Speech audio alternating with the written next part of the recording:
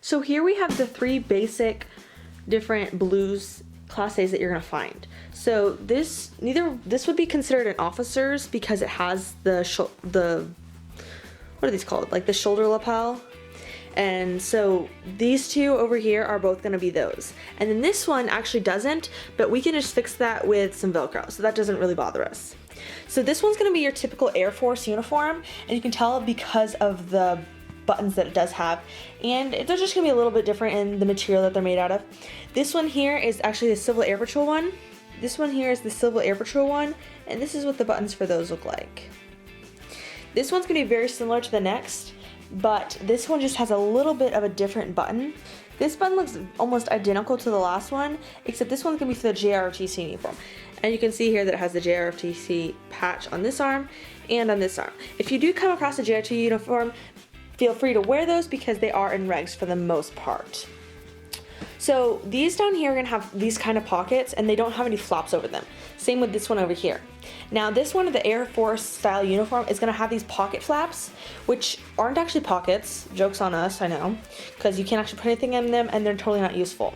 And then this one also is gonna have the pocket up at the top, which once again is not actually a real pocket. And that's for the Air Force uniform. This one over here does not have a pocket at all, neither does this one. So the Civil Air Patrol and JROTC do not have the pockets on them, but the Air Force style one is going to. Okay, I'm gonna focus specifically on this one right over here. This one is the Air. Now I have these little like cutouts of where they would go because I thought it'd be easier because I already have all my other things perfectly on my Class B's. So of course, like they always do, your ribbons are gonna go over here. Like they always do, our ribbons are going to be centered on our wearer's left, which means when it says wearer's left, that means when you're wearing it, it's going to be on our left. So it's going to go right over here in the pocket and it's going to be centered. I know it's a little difficult to see, but this would be considered centered on top. And these can go up as high as you want for the most part until it hits this little thing right up here. Okay, then our nameplate is going to go across it, centered with the other one. So if I had this button and I was wearing this, we'd want this to be centered and in the similar setting to where it is on this side to this side. So that looks pretty close. Okay, for our badges, they're going to be placed depending on where you have them and what badges. So like GTM3, like if this up here was our GTM3, we'd place it right up here. And then if we had an aviation, it might go up here. NRA and things like that would go over here. So then you could have two badges over here or two badges over here. The whole point of this is you're not gonna have anything under the nameplate or under the ribbon, so everything is gonna go above those.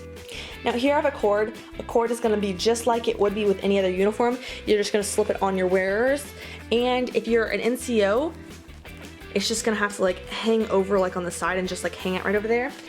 Or if you have an officer's one, then it's just gonna go right down on the shoulder epaulet, and this one, see, has a safety pin, so you could put a shoulder cord on there. And it's just gonna be the same as it would be with Class B. Okay, so right here is the correct placement for an officer's insignias. It's gonna be centered within this whole area right here, and it's gonna be this bottom part's gonna be parallel to the ground. Now, if you're an NCO, it's gonna be the exact same thing except with your insignias, and do it to the same side so that they are parallel with each other.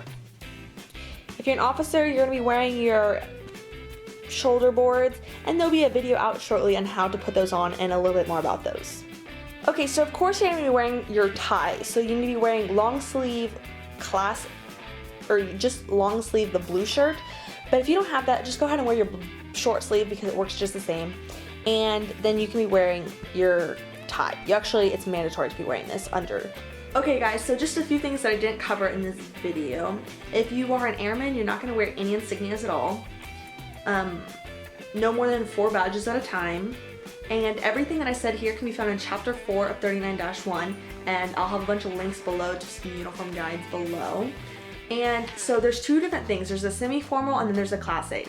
What I just showed you was the Class A's, and the semi-formal is going to be found also in chapter 4 of 39-1, but they're two separate things. So one says that like, you don't wear nameplate, you can wear cufflinks, there's no headgear, things like that. That is the semi-formal. So make sure that when you're reading things, you're differentiating semi-formal with Class A's. Remember to like, comment, share, and subscribe, and I'll see you next time. Bye!